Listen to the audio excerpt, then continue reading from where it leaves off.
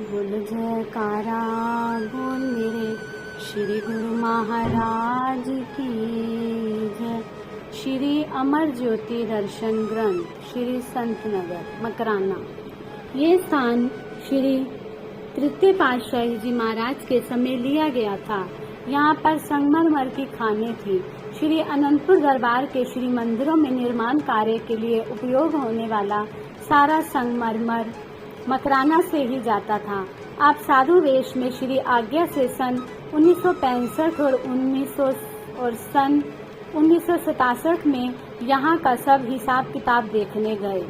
रूहानी सिंहासन पर विराजमान होने के पश्चात आपने सन 1981 और सन 1985 में इस स्थान को अपनी पावन चरण रज से तीर्थार्थ किया। आपने श्री अनंतपुर से जयपुर, अजमेर, बीकानेर, जोधपुर होते हुए मकराना कृपा फरमाई। मकराना से आप जयपुर होते हुए सांबर गए। यहाँ श्री 108 श्री प्रथम पातशाही जी महाराज ने भजना अभ्यास और नाम प्रचार किया। सांबर से पुनः जयपुर पधारे और यहाँ के सभी सत्संग आश्रमों में कृपा फरमाई। फिर आगरा प्रेमबाग होते हुए श्री संतनगर कृपा की। यहाँ पर श्री दर्शनार्थ आई हुई समस्त संगत को अपने पावन प्रवचनों से निहाल किया। पुनः ग्वालियर शिवपुरी होते हुए श्री अनंतपुर में पधारे। कुछ समय पश्चात एक नया स्थान लेकर वहाँ संगमरमर की मीनाकारी का कार्य आरंभ करवाया। इस नवनिर्मित स्थान का मुहूर्त करने के लिए आपने श्री स्वामी विचारपूर्ण आनंद जी को भेजा। कुछ अन्य महात्मा जनों, महात्मा पूर्ण भक्तानंद जी, महात्मा ध्यान अमरानंद जी, महात्मा नित्य योगानंद जी के संग इन्होंने श्री अनंतपुर से कोटा होते हुए मकराना पहुंचकर 8 अगस्त सन 2004 को इस स्थान का मुहूर्त किया। पहले बने हुए स्थान पर रहने की विशेष सुविधा नहीं थी, लेकिन वर्तमान स्थिति को देखते हुए यहाँ आवास का पूरा प्रबंध किया गया। पक्के हवादार कमरे बनाए गए। भोजनशाला का निर्माण हुआ, जिससे वहाँ स्थायी रूप से सेवा करने वालों को सुविधा हो गई। इस स्थान का नाम आनंद नगर रखा। श्री सतगुरुदेव जी महाराज का परमार्थ कार्य दिन प्रतिदिन बढ़ता ही जा रहा था। इसके साथ साथ आश्रमों में बढ़ोतरी, वहां पर समय देना तथा विदेश यात्रा अपना ही प्रमुख स्थान लिए हुए थे। समय की न्यूनता होते हुए भी आपने प्रत्येक आश्रम के उत्थान कार्य को स्वयं की देखरेख में करवाया। समय के अनुरूप श्री मौज प्रकट कर उसे पूर्ण करते। सन 1976 में अपनी श्री मौज से श्री अनंतपुर में फरमाया कि श्री संत नगर में संत तो अवश्य होने चाहिए।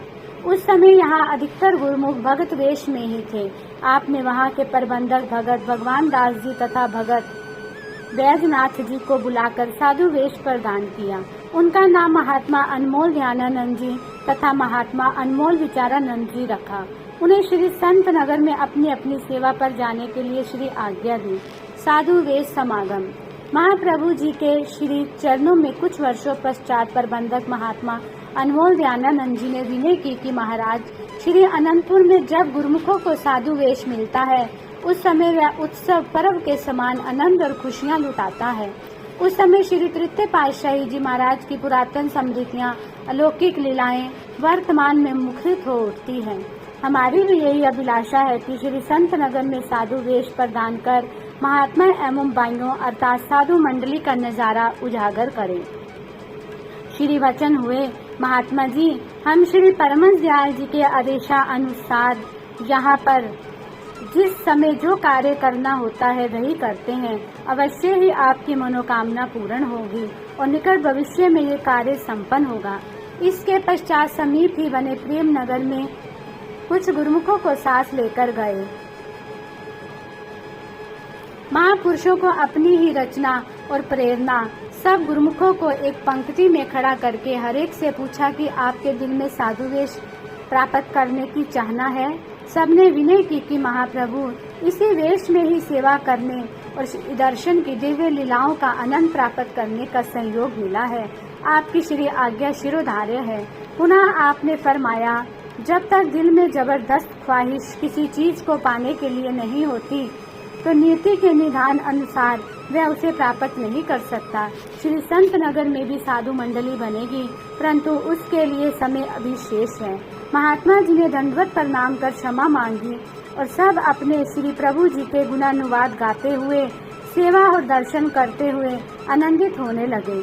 समय पाकर वहां पर आपने महात्मा ब्रह्म हीरानंद जी, महात्मा ब्रह्म अमित्यानंद जी, महात्मा ब्रह्म परमानंद जी को साधु वेश के नाम से अलंकृत कर उनकी हार्दिक भावना को पूर्ण किया। हर्षोल्लास पूर्ण इस समागम के पश्चात भंडारा किया गया। इसके अंतर कुछ संस्कारी एवं अधिकारी श्री संत नगर के निवासी तथा कुछ श्री अनंतपुर के सिखाई निवासी जो सेवा के लिए जाते थे, उन्हें साधु वेश प्रदान किया।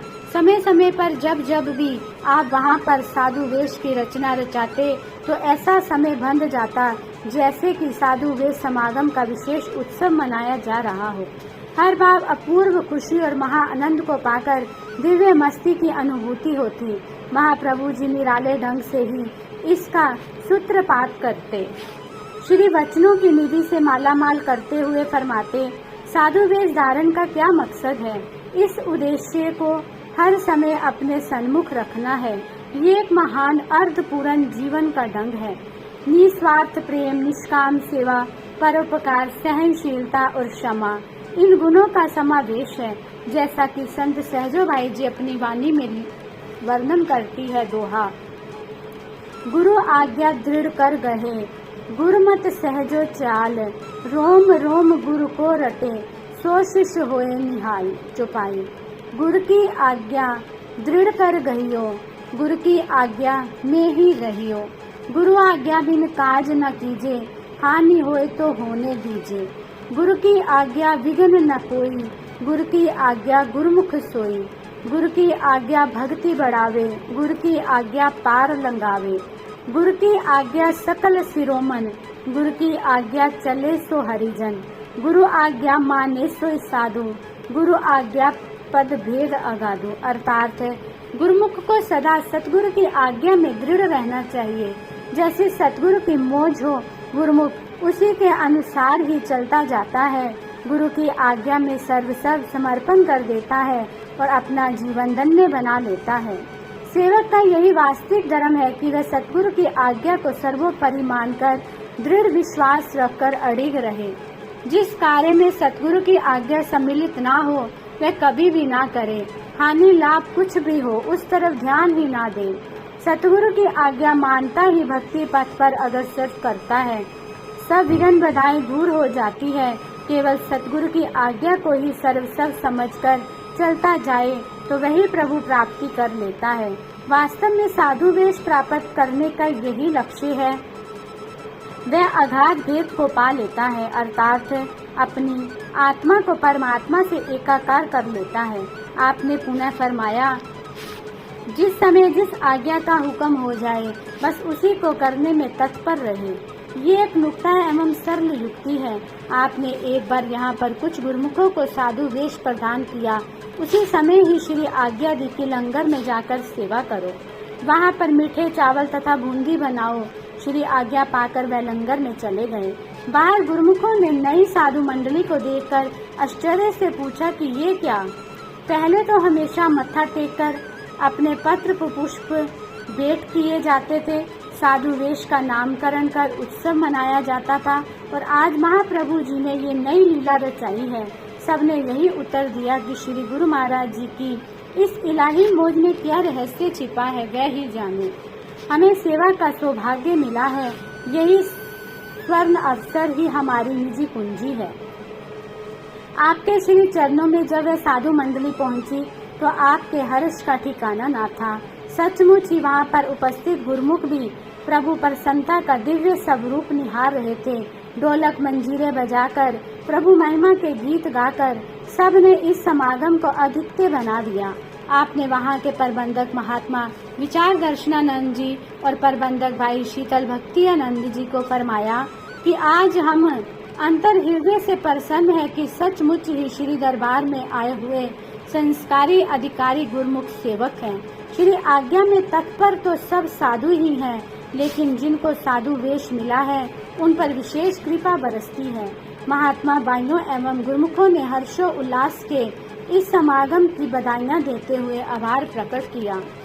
नया सत्संग भवन आपने दर्शनार्थी संगतों के लिए सत्संग भवन का स्थान छोटा होने के कारण एक बड़ा हाल बनवाने की श्री मौज उठाई। पहले सत्संग भवन के समीप ही सामने की ओर एक उपयुक्त स्थान को देखकर इस हाल की नींव रखी। इसके बाहर 3 और बरामदा एवं इसी के ऊपर अपना आवास स्थान बनवाने की रूपरेखा तैयार करवाई।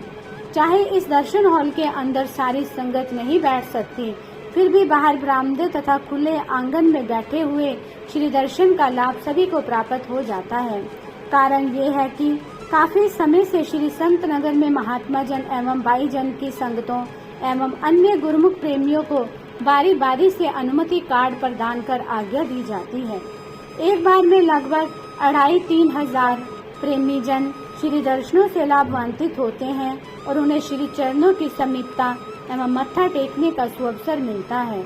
यहाँ केवल 1 अथवा 2 दिन ठहरने की ही अनुमति होती है। सन 1988 में आपने भव्य श्री दर्शन हॉल का निर्माण संपूर्ण करवाकर उसका शुभ मुहूर्त किया। इस पावन बेला में आपने अपने मधुर वचनों में फरमाया, परम संत श्री कबीर साहिब जी के वचन है दोहा, जो तू साचा बानिया साची हाट लगाए, अंदर झाड़ू दे के कूड़ा दूर बहाए। कथन करते हैं कि यदि तू सच्चा व्यापारी है तो सच्ची दुकान लगा, अर्थात सफाई और सत्यता का व्यापार कर और अपने अंदर अर्थात मन के मंदिर में झाड़ू लगाकर कूड़ा करकट बाहर निकाल फेंक। मनुष्य की संतों ने एक व्यापारी से तुलना की है। यदि ध्यान दिया जाए तो प्रत्येक मनुष्य जगत के बाजार में व्यापार करने आया है।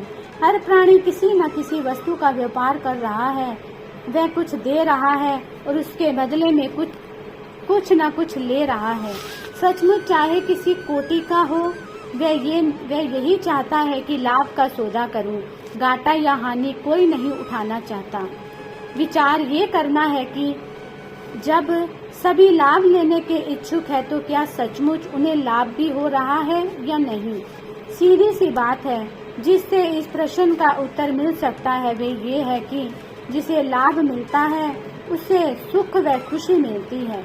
यदि सुख और हर्ष के बदले दुख और शोक भाग्य में आते हैं तो स्पष्ट है कि मनुष्य लाभ के बदले हानि का सौदा कर रहा है। अपने विचारों से तो वह लाभ का सौदा कर रहा है, किंतु परिणाम में दुख उठा रहा है तो निसंदेह उसका व्यापार हानिकारक हो रहा है। आम जीव जो सौदा कर रहा है वह अमूल्य श्वासों के बदले झूठी जायदाद, शारीरिक सुख भोग, मान प्रतिष्ठा खरीद कर रहा है। क्या ये अंतिम क्षणों में उसकी सहायता कर सकते हैं? नहीं, कदापि नहीं।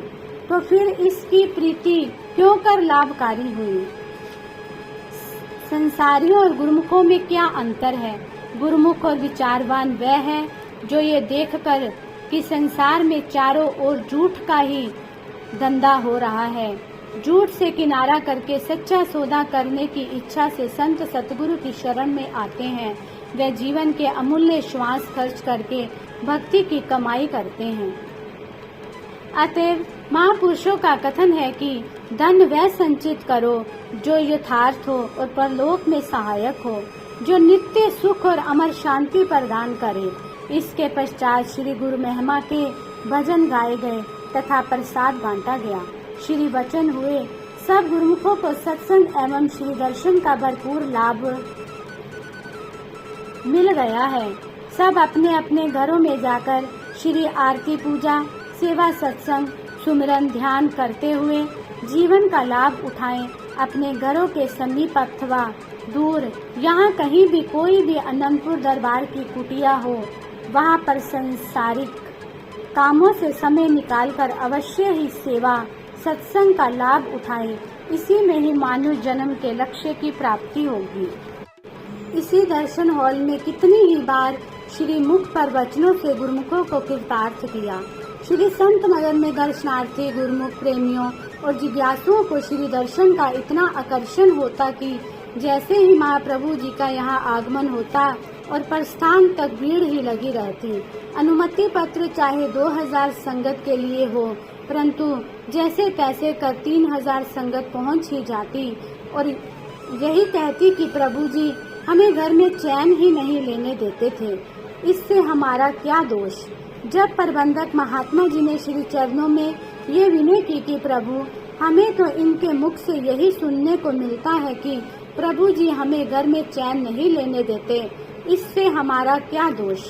करुणा दया के भंडारी महाप्रभु जी ये सुनकर द्रवित हो उठते और श्री आज्ञा फरमाते कि सबको श्री संत नगर के अंदर आने की अनुमति दे दे। बोलो जयकारा बोल मेरे श्री गुरु महाराज की जय।